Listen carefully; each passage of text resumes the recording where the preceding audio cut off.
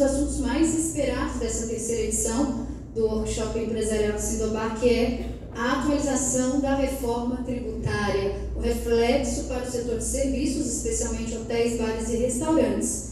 E para isso a gente tem o prazer de receber aqui o economista-chefe da CNC, mestre em economia e professor de teoria econômica aplicada a mercados regulados da FGV, Felipe Tavares.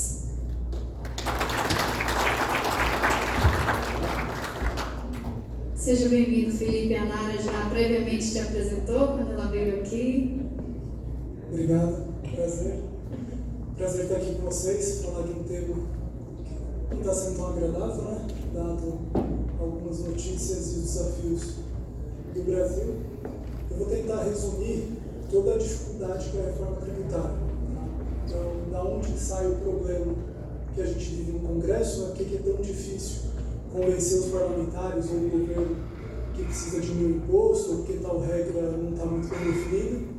Mostrar um resumo do que é a reforma tributária, não sei se todos têm pleno conhecimento de tudo que foi tratado, quais foram os pontos que foram regulamentados, e aí depois para a gente trazer o impacto nos nossos setores, né? Então, para começar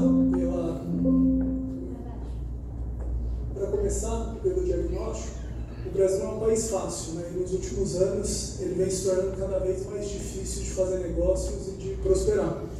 Por que isso? O primeiro sinal é que o país desaprendeu a crescer. Tá? Então, assim, nos últimos 12 anos, aproximadamente, a gente cresceu em 8% acumulado.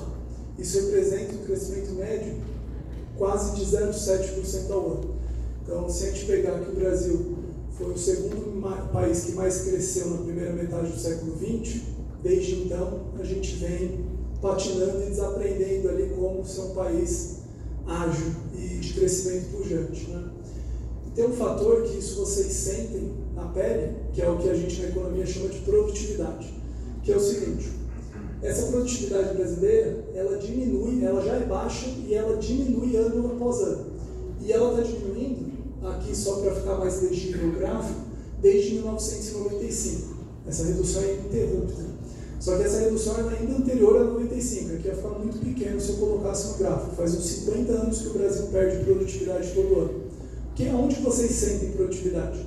Se você colocar toda a força para produzir máquina, equipamento, sua estrutura, software, qualquer coisa que seja, e o capital de trabalho, né, colocar os seus funcionários, a gente acaba tendo a sensação que a gente não consegue produzir tudo o que queria.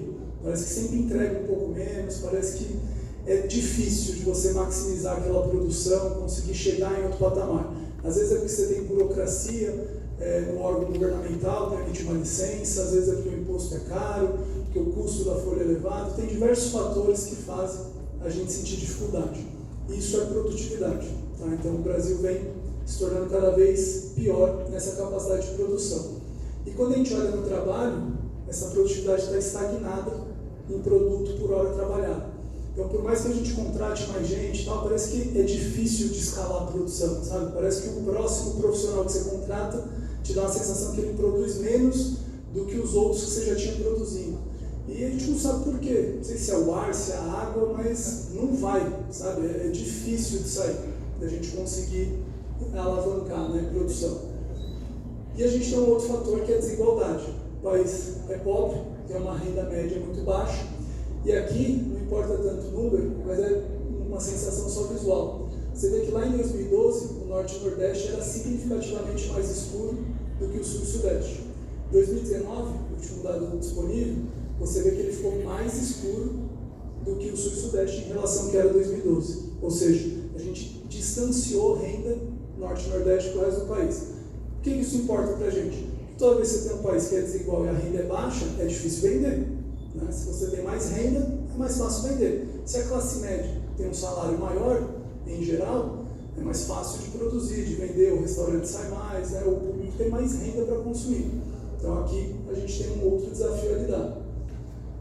A gente tem também o grande problema brasileiro, que é a cultura de gastança. Né? Então, assim, não é uma questão de partido político, de ideologia, pouco importa qual é o partido e quem é o presidente.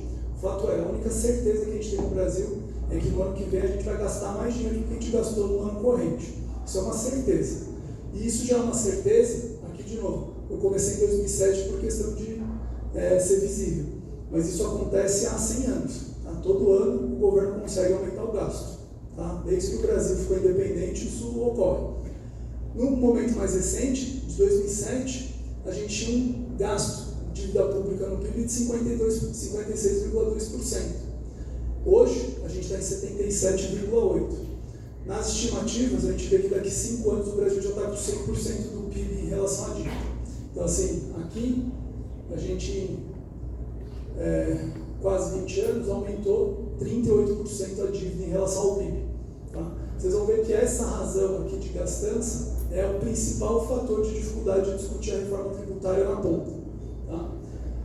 E o grande problema nunca está quando a gente ganha. Né? Assim, a gente está vivendo isso. Cada mês a gente tem uma notícia que o imposto vai aumentar. É o ICMS do Estado, é o ISS em nível municipal, é o imposto de renda da pessoa jurídica, a contribuição social do lucro líquido. Toda hora vai um aumento de imposto. Né? Os últimos 18 meses foram muito intensos de aumento de impostos. E a grande verdade é que pouco importa quanto a gente ganha. O que vai determinar a qualidade de vida ou de prosperidade, seja num negócio, pessoa física ou no país, é o quanto você gasta. Então, se você ganhar 10 mil reais e conseguir viver com 8, parabéns, você vai ter uma vida mais confortável e prosperar. Se você ganhar 10 milhões de reais e gastar 12, parabéns, a única certeza é que você vai morrer pobre, porque não fecha a conta. Né? Então, sempre depende do quanto a gente gasta, nunca depende do quanto ganha, né? Em termos de tranquilidade e prosperidade. E isso está sendo visto no Brasil. Então, desde 2014, a gente está em déficit primário sistêmico, ou seja, todo ano a gente não consegue fechar a conta. Tá? E aí, na hora que a gente olha o resultado primário, a gente vê aqui, desde 2014 está abaixo de zero. Tirando 21 e 22, que a gente teve um breve respiro de superávit primário, sempre a gente está indo em déficit. Quando eu olho o resultado nominal, que inclui os juros da dívida, aí eu estou desde 2002 em déficit. E se eu olhar uma série mais para trás, eu tenho aí mais uns 15 anos, mais uns 10 anos de déficit nominal. Ou seja, termina o ano, o Brasil não consegue arrecadar suficientemente para pagar as contas. E o problema é que a gente não está arrecadando pouco, não. A receita do Brasil, ela cresceu nos últimos 22 anos 3,7% ao ano, descontada a inflação. O problema é que a despesa cresceu 5,3%. Então, de novo, nunca vai fechar. Onde vocês veem isso? Todo dia, toda semana, todo mês, vocês vão ver no jornal. Brasil bate recorde de arrecadação. Né? Aí tem duas interpretações. Uma é o governo comemorando o aumento de arrecadação. Outra é o empresário chorando, porque se bate recorde de arrecadação, quer dizer que me bateu o recorde de tirar dinheiro do bolso de vocês. Né? É simples assim, não se cria dinheiro. Você tira de um lado, põe no outro. Né? Sempre, nada se cria, tudo se transforma. Né? Então, essa está sendo a grande dificuldade. A gente arrecada muito, cresce a arrecadação, mas a despesa come todo esse aumento de arrecadação.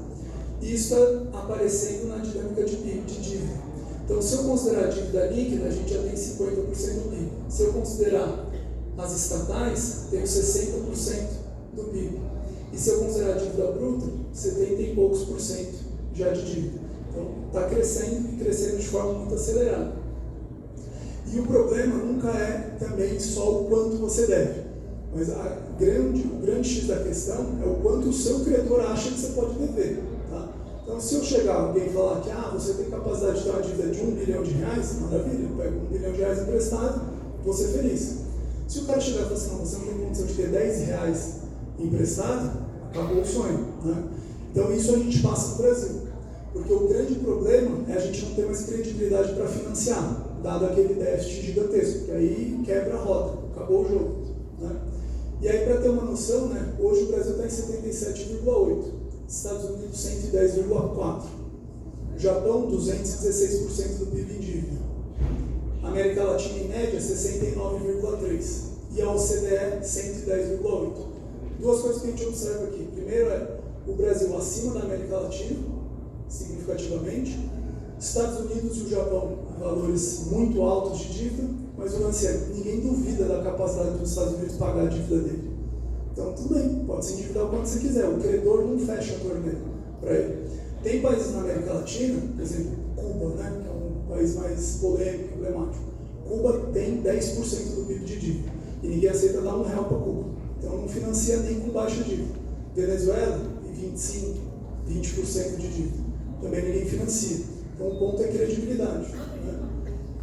E a gente arrecada muito dinheiro, só que a gente divide mal. De tudo que arrecada, são 68% ficam na União, 26% nos estados e 6% nos municípios. Ou seja, quem produz e quem vive, ninguém vive de união. Ninguém sabe, a união na vida real ela não existe, né? Ela é algo na atmosfera. Né? O que existe para a gente é o Estado e o município. É o Estado que presta saúde, educação, o município que presta saúde e educação, que emite alvará de funcionamento. São estados e municípios que têm essa responsabilidade operacional. A união é algo muito distante da vida. Né? Então essa concentração dá problema. E a consequência disso o Brasil hoje é o 19º país do mundo que mais tributa em geral. A gente tem 35% de carga tributária em relação ao PIB. E quando vai para consumo, que aí entra diretamente no setor de vocês, a gente é o 7º país do mundo que mais tributa consumo, com 13,5% do PIB. Tá?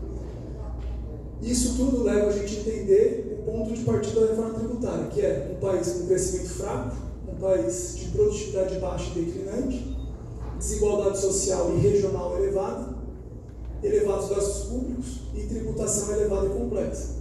Então, por que a reforma tributária deu tanto trabalho e dá ainda tanto trabalho? Por causa disso tudo. Toda vez que você tenta mexer um pedaço da reforma, um desses fatores grita e fala, não faz isso que o Brasil quebra. Aí o empresário fala, mas assim eu quebro. Aí o governo fala assim, mas é melhor você quebrar do que eu, porque você é problema seu, eu sou problema meu. Né? E aí fica aquela discussão infinita que parece não fazer sentido e muitas vezes não faz. Né? E aí veio a reforma tributária. Assim, vamos transformar esse país e ir para a Suíça. Vamos transformar toda a realidade. O que prometeram para a gente? Que vale a pena a gente entender.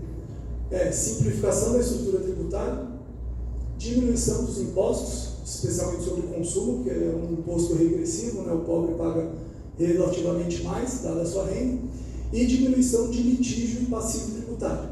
Uma curiosidade, o Brasil é o primeiro país do mundo em número de litígios tributários e passivo tributário. Nosso passivo representa 75% do PIB brasileiro. Não tem nenhum outro país que tenha algo tão grande quanto o nosso problema de passivo. Tá? E aí a gente vai entender. Primeira promessa, o IVA vai resolver tudo. O IVA nada mais é que um imposto de valor agregado.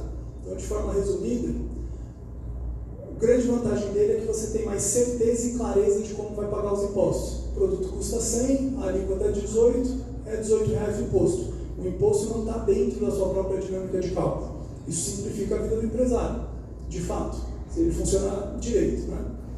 E a gente teve uma redução de impostos. Né? Então, na esfera federal, a gente pegou 3 impostos e transformou em mais um imposto seletivo, que é algo novo aqui para o país. E no subnacional, a gente unificou ICMS e ISS no IBS. O que isso quer dizer? Que a gente simplificou muito a estrutura tributária. Porque, embora pareça pouco de 5 para 3, só no ICMS a gente tem no mínimo 27 normativos, um para cada estado. ISS, um para cada município. E ainda tem todos os subsídios, particularidades que viram um negócio gigantesco se você for imprimir tudo e empilhar. Então essa simplificação é muito significativa com a reforma. E vai ter muito efeito na vida do empresário, porque ele vai precisar lidar com menos normativos e regras tributárias. Aí vem o imposto seletivo, que era o imposto do pecado. Né? O que ele queria fazer? Ele queria desestimular o consumo de bens que façam mal à saúde ou à natureza. Aí entra uma grande questão, que é o nível de arbitrariedade que vocês vão estar expostos. Porque quando a gente falou do imposto seletivo, o que o governo utilizou como argumento? Falou assim, não, quem não concorda que a gente precisa tributar mais cigarro? Aí você fala, realmente, cigarro é ruim, não cheira bem, faz mal à saúde, eu concordo, vamos tributar mais cigarro. Aí o cara falou para você, não, mas quem é alcoólatra, agora a gente vai ter que então tributar mais bebida, porque isso destrói muitas famílias. Aí você fala, realmente, faz sentido. Aí quem toma uma tacinha de vinho no jantar fala assim, mas eu não acho tão legal, porque o cara é alcoólatra, eu entendo, mas eu só tomo uma tacinha, porque eu vou pagar mais imposto. Né? Aí já fica uma dúvida. O bombom com licor tem álcool? E aí vai tributar mais o bombom com licor? O que mais faz mal à saúde? Açúcar. Tá bom, açúcar é realmente obesidade. Então, o meu chocolate agora eu tenho que pagar mais imposto? O suco de caixinha? Você começa a ver tantos espaços ali que você não faz mais a mínima ideia onde a gente vai pagar mais imposto. Aí tem um problema. Porque toda vez que vocês lerem um texto de lei, principalmente da reforma, e vocês não entenderem o que ele diz, não quer dizer que é difícil, quer dizer que é mal escrito mesmo. Porque você consegue falar português e explicar uma coisa difícil. É só querer falar português. Mas se você ler e não entender, saibam que é um processo a mais para vocês, é um litígio a mais, porque você vai ter que tirar dúvida. Como que você tira dúvida? No judiciário. Então isso é custo na estrutura tributária. Né? E tem um fato que ele vai ser definido pelo Senado Federal. Então isso, de tempos em tempos, pode mudar. Então imagina que bate um vento no Senado, o cara muda a regra de imposto seletivo, você no seu bar, no seu restaurante, no seu mercado, vai ter que se adaptar e vai ter que lidar com toda essa transformação. Isso é risco para o empresário. E a gente teve o fim dos benefícios fiscais, com a introdução de regime especial e alíquota reduzida. Basicamente, regime especial você pode ter qualquer tipo de regra valendo para aquela atividade, e alíquota reduzida você tem um desconto na alíquota de referência. Tá? Isso vai ser importante para daqui a pouco, quando eu for falar do impacto da reforma. Tá?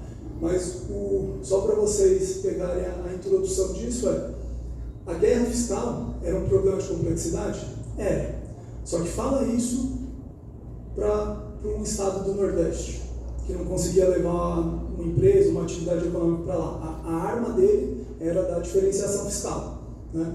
Fala isso, às vezes, para o Distrito Federal, que não tinha uma base econômica desvinculada da administração pública. A arma era um benefício fiscal. Então, isso vai fazer muita diferença na dinâmica dos estados e dos municípios, consequentemente. E a gente já vai falar disso. E o suposto mecanismo da carga tributária. O governo, no final da reforma, ali da emenda constitucional 132, ele reconheceu que o tributo estava caro, que a gente paga muito imposto. Aí ele foi a público e falou: eu vou garantir que a carga tributária nunca vai aumentar. Aí ele falou isso. Só que o que ele fez? Ele garantiu que a carga tributária nunca vai diminuir. Isso é a única certeza que tem, está escrito na Constituição. Por quê? Se, nos momentos de avaliação da estrutura de arrecadação, a gente estiver arrecadando menos do que arrecadava no passado, você pode recompor a arrecadação. O que significa recompor a arrecadação? Tributar mais. Então, a única certeza que eu tenho é que se eu arrecadar menos, eu aumento a arrecadação. Simples assim. Então, isso torna algo preocupante, porque a gente mudou a Constituição brasileira perdendo a chance de ter esperança que um dia vai diminuir o imposto. Tá? Isso é algo que a gente vai ver aí ao longo dos anos, o quanto isso pode prejudicar a gente. E aí fizeram toda a regra, emenda constitucional. Aí falaram assim: não, tem muita coisa aqui, tudo mal escrito, tudo está para depois, não tem nada decidido, vamos regulamentar a reforma da Constituição. E aí eram esperadas 3 leis regulamentadoras. Na primeiro que a gente já está atrasado, né? Porque isso deveria ter terminado 6 meses após a aprovação da emenda constitucional. Já passou aí quase um ano, nem terminou a primeira parte. Na primeira parte, são 500 artigos na lei. É um negócio gigantesco, sem fim. Né? Então, hoje, os 2 partes que faltam ainda de ser regulamentadas, a gente mal começou. Tem uma do Comitê Gestor já no Congresso, mas isso vai ficar para o ano que vem, daqui 2 anos, porque daqui a pouco é eleição, tudo para. Né? Então tem um risco ali. Mas o que o PLP 68 trouxe? As alíquotas de referência, local de referência, de tributação, obrigação para recolhimento, regramento de regime especial, regramento do imposto seletivo, Zona Franca de Manaus e área de circulação livre, que é a área estendida da Zona Franca, Cesta Básica Nacional e regras do cashback. Não necessariamente tudo que está aqui regulamentado quer dizer que ficou bem regulamentado, quer dizer que tem menção a isso no texto. Tá? Isso não quer dizer que a gente não tenha dúvida e ainda vai ter um litígio para esclarecer alguns pontos. Mas a consequência disso, já imediata, que está certo, é que o Brasil vai ter a maior alíquota de IVA do mundo agora. A gente tem uma média de tributação de alíquota de 19% no mundo, uma média simples. Tá? Agora, o Brasil, a gente começa com 28% de alíquota. Então, todo aquele diagnóstico que eu falei para vocês que o Brasil está com dificuldade de crescer e prosperar, não é com a maior alíquota de imposto que a gente vai deslanchar esse crescimento. Né? Então, fica um pouco mais difícil, porque o espaço de folga, de fôlego que a gente tem é muito pequeno. E com a tributação muito alta, quem tem muita pressão para conseguir prosperar são vocês, são os empresários. Né? Simples assim, eu faturo 100, aumentou meu imposto, ou eu aumento o preço ou eu diminuo margem, ou eu fecho a porta. Não tem muito mais opção que isso. Né? Então vai ficando mais difícil superar os nossos problemas. Né? E aí vocês conseguem entender de onde sai o efeito dos nossos setores. Primeiro deles, o comércio deve aumentar de 22,5% para 28%, tendo um aumento de imposto na casa de 24,4%. Serviços e turismo, aí é o pior cenário, infelizmente. E aí a gente tem um espaço amplo ali de possibilidades. Primeiro se você pagar hoje de imposto, o cenário mais alto, de 5% mais 9,25%, né, no lucro real, então, 9,25% de PIS/COFINS, você vai ter um aumento de 196%, porque eu saio de 14,25% e vou para 28%. Só fazer a variação. Né? Se eu pagar o regime cumulativo de PIS/COFINS, é 5 mais 3,65%. Então eu saio de 8,65% e vou para 28%. Só fazer a variação. Se eu tiver no melhor cenário, que paga 1 de ISS, quer dizer, 2 de ISS ou um 3,65%, eu posso ter um impacto gigantesco de aumento de imposto, porque eu saio de 4,25% e vou para 28%. Por que isso é difícil? Porque a gente não tem crédito. Serviços, você só paga, é só mão de obra, basicamente. Não tem insumo, não tem estoque. O estoque são as pessoas que estão lá. Ah, tem ali um negocinho outro, beleza, mas é nada. 80%, 90% do custo é folha.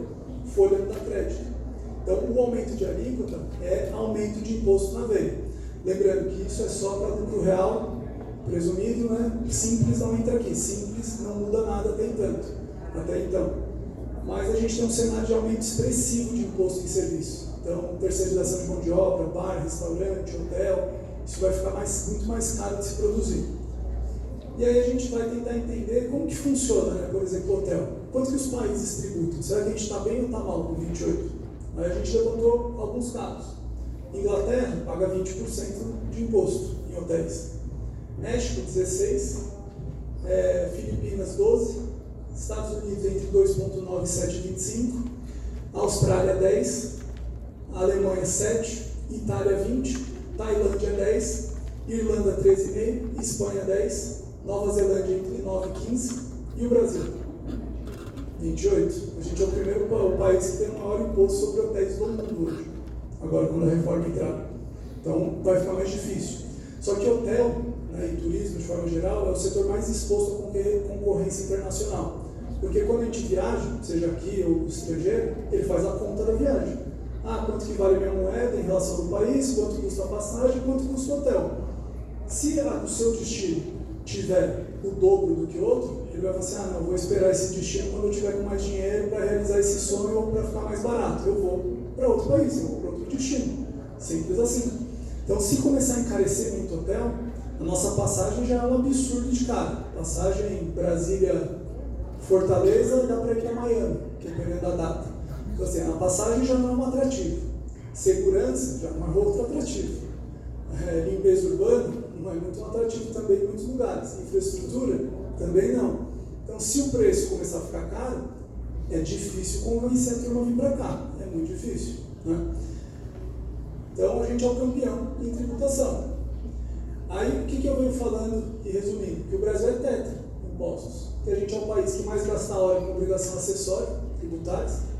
A gente é o país com o maior passivo tributário do mundo, 75%. A gente é o país que tem o modelo mais complexo do planeta, em termos tributários. E a gente tem o maior número de litígios tributários do mundo. Então, parabéns, somos campeões em 4 quesitos antes da reforma. Pós-reforma, né? E aí toda essa dinâmica, por que eu falei de desigualdade regional e falei dessas dificuldades da guerra fiscal e etc? Porque tem uma coisa que não foi contada ao longo da reforma. Se você não tiver mais guerra fiscal, você não tiver diferenciação de preço ou de custo, o que vai fazer? O capital, naturalmente, ele migra para onde ele é mais produtivo, ou seja, onde é mais barato produzir. Então, assim, se no município A é mais barato eu ter um restaurante, um posto de gasolina, no município vizinho do lado é mais caro, eu tento ir para onde é mais barato. E o consumidor também migra. Se a distância é pequena, o consumidor atravessa a fronteira do município. Entendeu? Ele vai para outro lugar comprar. Isso acontece. Então, sem guerra fiscal, o Norte e o Nordeste, todos perdem em torno de 10% do PIB PIB deles 10 a 15% nos próximos 10 anos. Então, para a reforma tributária funcionar e fazer o Brasil crescer mais, automaticamente eu preciso concentrar a produção no Sul e Sudeste de novo. Ou seja, aquele quadro de desigualdade aumenta muito. E aí tem um segundo fator. A regra de tributação mudou de arrecadação. Hoje você arrecada no destino. Quem tem os maiores mercados consumidores do Brasil? São Paulo, Rio, Minas, Porto Alegre. Esses caras têm um boom de arrecadação e de dinheiro. Todos os outros que têm mercados consumidores menores perdem muito dinheiro na administração pública. E a gente sabe, principalmente nos nossos setores, às vezes a gente depende muito do caixa dos órgãos públicos. Tem município, tem região, que se a festa temática do meio do ano, São João, a relação da prefeitura não funciona, o município não fatura o ano inteiro, não tem fluxo de pessoas, não tem base de arrecadação. O Nordeste inteiro é assim, tem muita cidade do interior que é assim, Norte. Então, isso diminui a nossa competitividade e vai segregar ainda mais a prosperidade dentro do país. Então, esse é um ponto que é difícil de lidar. E aí veio a dúvida, porque quando o governo falou, eles falaram na nossa cara que eles não estavam nem aí para serviço. Falaram assim, não, o que importa é a indústria. A gente não está nem aí. O serviço não gera crescimento, não serve para nada. A gente falou, beleza, não conseguimos vencer, porque eles já estavam certos disso. Aí veio a dúvida, mas será que para a gente crescer, não dá para crescer com serviço? Aí a gente pegou alguns países, algumas regiões, inclusive mundo, América Latina, de 71 a 2023. E foi ver quanto que tinha de peso de serviços no PIB. O que a gente mostra? Quem mais cresce, China e Coreia, é quem mais agrega serviços no PIB em 50 anos. Por quê? Por mais que aquela economia seja industrial, por exemplo, ou agrícola, para você ter algo de maior valor agregado, você precisa ter serviços melhores. Transporte, segurança, tecnologia da informação, telecom, energia, tudo isso depende. Então, se você não tiver uma base de serviços forte, os outros setores nunca vão ser fortes. Então, essa foi um capítulo do que está aí na literatura que foi esquecido, que o nosso setor importa. Se você encarecer muito restaurante, mercado, telecomunicação, entretenimento de forma ampla, turismo, esquece, as pessoas não vão conseguir consumir, elas não vão conseguir acessar a base. Pouco importa, você vai produzir computador mais barato. Se você não tiver renda disponível para comprar o computador, dane-se, não serve para nada. Ah, o meu carro agora vai ficar 10 mil mais barato. Tá bom, quem que vende teu carro? É a indústria? Não, é a concessionária. Se ele vai pagar mais imposto, você acha que seu carro vai ficar mais barato lá na ponta? Se a terceirização da segurança do galpão, da loja, da fábrica, se a terceirização de limpeza, manutenção, tudo isso ficar mais caro, tudo fica mais caro. Então não adianta nada diminuir muito para a indústria e jogar 300% de aumento de imposto em serviço. Esse é um fator curioso. E aí agora com a reforma, a gente vai ser penta. O que é o penta? Regra de transição mais longa da história. A gente vai ter 10 anos com 2 sistemas tributários. Nunca houve isso na história do planeta. Como isso vai ser na prática, a gente também não faz a mínima ideia. A certeza que eu tenho é que pelo menos por 10 anos a gente tem um aumento de burocracia, porque eu tenho que lidar com 2 sistemas, migrar entre eles. Eu vou ter muita dúvida, a Receita vai ter muita dúvida, mais processo na rua. É simples assim. A esperança é que depois de 10 anos melhore essa questão de burocracia, mas a gente tem ali um calvário grande que vai durar uma década.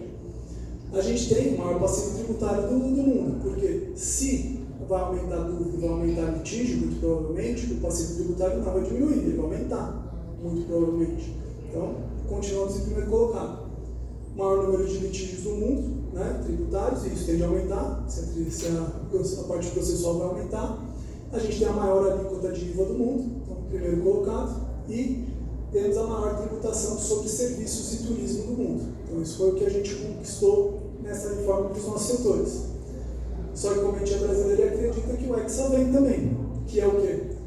Dada a estrutura de arrecadação dos estados e municípios, que eu já citei que vai ser difícil e ainda precisa ser regulamentada, a gente pode ser o primeiro país que na reforma tributária vai quebrar estado e município, entendeu? Porque vai parar de chegar dinheiro. Hoje, o estado que tem condição de lidar com a burocracia tributária, ele tributa, ele arrecada, ele resolve. Tá? Hoje, agora com a reforma não vai ser mais. Você tem um comitê gestor em Brasília que vai cuidar de parte da arrecadação e depois vai distribuir. Se você atrasar o repasse para o município, atrasa a folha de pagamento, atrasa o pensionista, atrasa a contratação de limpeza urbana, atrasa tudo. Isso pode afetar muito o caixa. E dado que a gente tributa no destino, lugares que não têm muita base de consumo vão ter um pedaço do bolo muito menor para receber. Então isso pode prejudicar muito a liquidez de muitos órgãos públicos, que vai afetar toda a atividade, né? Então, com isso, a gente consegue resumir a reforma, né? O que veio? A gente conquistou a simplificação. Isso, de fato, é uma conquista que o Brasil há mais de 3 décadas lutava para alcançar. A gente conquistou, não há dúvida. Essa é a grande vitória da reforma tributária, inclusive. A segunda parte a gente vai ter provavelmente judicialização. Então, aquele segundo desejo que estava lá no slide do Gênio, a gente perdeu, a gente não cumpriu aquele desejo, que era conseguir diminuir tributação e litígio, o terceiro ponto do Gênio. A gente vai ter um aumento da carga tributária. Então, toda vez que o governo fala, teve neutralidade tributária, depende para quem, né? Porque se aumentar 300% no imposto, eu não concordo que ficou neutro. Para mim, piorou significativamente, né? Então, aquele segundo ponto do Gênio de diminuir impostos, perdemos essa chance, faz parte. E ainda tem a dúvida, que é como que a gente vai conseguir equilibrar a estrutura de arrecadação de Estado e município. Tá? Isso pode afetar significativamente a vida das pessoas e das empresas por falta de capacidade de lidar com os problemas. Aí muita gente me fala assim, não, mas vai ser muito melhor. Você parte da premissa que vai funcionar. Mas me fala, qual órgão público realmente funciona na data que precisa funcionar, no horário que precisa funcionar, e às vezes não atrasa a emissão de uma guia, um alvará? Quantas vezes a gente não passa esse aperto na vida real? Então, assim, muito provável, o país não é diferente. Nada diferente. A Receita, os auditores fiscais são todos os mesmos. Por que agora não dá certo, mas se eu mudar aonde ele está sentado para trabalhar, vai mudar tudo? Não vai mudar nada. A pessoa é a mesma, a instituição é a mesma, tudo é igual. Então, a probabilidade de não mudar é muito grande. Pode até piorar por atraso. Risco de interferência política. Então, esse é um ponto de interrogação que a gente precisa que o PLP 108 avance lá na Câmara para a gente poder discutir como isso vai ser regulamentado. Então, esses são os pontos que resumem a reforma tributária. Hoje a gente atua muito fortemente na CMC para tentar diminuir e garantir que os impostos não vão aumentar, como está sendo proposto, e a gente está tentando buscar formas de aprovar algum critério de crédito para os serviços, porque a gente não tem crédito para nada. Então, a gente precisa que o benefício que você paga para o trabalhador ou a sua folha de pagamento gere créditos para a gente conseguir abater um pouco do aumento da alíquota. Hoje, o nosso esforço está focado nisso, porque a gente ainda tem uma esperança de conseguir reverter esse efeito muito danoso de aumento de impostos no final da discussão no Senado Federal. Então, eu agradeço a atenção de vocês. Qualquer dúvida, estou à disposição. Obrigado.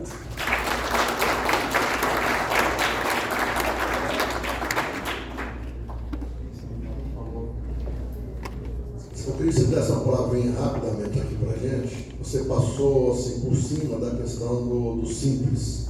Eu sei que ele tem um tratamento, estamos buscando um tratamento diferenciado. A maioria das empresas estão no Simples Nacional. O que é possível esperar para o Simples?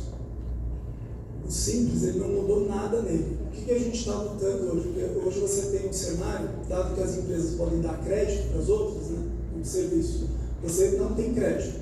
Mas a empresa que contrata um serviço seu tem direito ao seu crédito. Então, o seu débito vai virar crédito para o próximo. Dado isso, uma empresa de lucro real presumido, ela tem a ficar mais competitiva, porque os 28% que ela paga vai virar 28% de crédito no próximo. Tá? No Simples, não tem. O Simples paga menos imposto, mas ele não vai gerar crédito. Só que, dado o tamanho da alíquota de saída de serviço, as empresas de serviço, especialmente no Simples, podem perder muita competitividade. E a gente sabe que, às vezes, por mais que você tenha uma micro ou pequena empresa, você não tem um preço que é infinitamente menor do que uma grande companhia. Né? Você pode melhorar o atendimento, tem relacionamento, isso tudo é um fator de competitividade de micro e pequeno. Né? Só que se ele não gerar crédito, o cara prefere e troca o relacionamento para pegar mais crédito e pagar mais barato. Então a gente está lutando para que o fator de imposto pago no Simples ele seja crédito para o contratante de empresas do Simples, para a gente garantir competitividade para o Simples. Hoje a gente tem um grande apoio político, né? Todos os estados que eu viajo falando da reforma, todos os parlamentares ficam assustados quando eu falo da situação do Simples, todos querem lutar por garantir crédito ao Simples. só que trava na questão do imposto e o governo. O governo hoje, principalmente o pessoal da Receita e que cuidou da reforma tributária, né, o API, eles são publicamente contrários à existência do Simples Nacional. Eles entendem que o Simples é uma distorção fiscal e que na cabeça deles, se você tributar 28%, você vai ter o mesmo número de empresas faturando a mesma coisa e só pagando mais imposto. É uma premissa um pouco forte, né? E aí isso barra na Receita, que faz um lobby muito forte também lá no Senado para garantir que a gente não conquiste esse pleito. Então ainda não dá para posicionar se a gente vai conseguir ou não, mas é um grande ponto de prioridade lá para a gente na Confederação. Obrigado. Bom, gente, essa explicação do Dr. Felipe, especialista lá da CNC, que nos deu a honra da presença dele aqui, foi muito importante para todos nós, para que a gente possa conhecer um pouquinho o que é que nos espera, né? Infelizmente, as notícias não são boas, os trabalhos que estão sendo feitos pela CNC, juntamente com outras entidades, de batalhar para que essas questões, todas que ele levantou, que a gente consiga minimizá-las, né, ao longo do tempo, mas realmente parece que fizeram um ninho de gato em relação a essa questão da reforma tributária. E que vai ser difícil, todos nós entendemos. Torcer para que no final a gente consiga chegar a bom termo e que as nossas empresas consigam sobreviver a partir desse imbróglio todo que está sendo implantado aí. Eu sempre o empenho das entidades em buscar uma solução mais razoável para o nosso setor, né? Porque a gente convir que a gente pagar 28% de imposto é quase que impossível, né? A gente não vai conseguir sobreviver com isso aí. Principalmente os pequenos empresários que nem crédito não vão ter. Então eu quero agradecer demais a presença de todos vocês aqui, agradecer demais essa participação de todos os parceiros que estiveram aqui, parceiros e apoiadores, né, que estiveram presentes nesse evento nosso.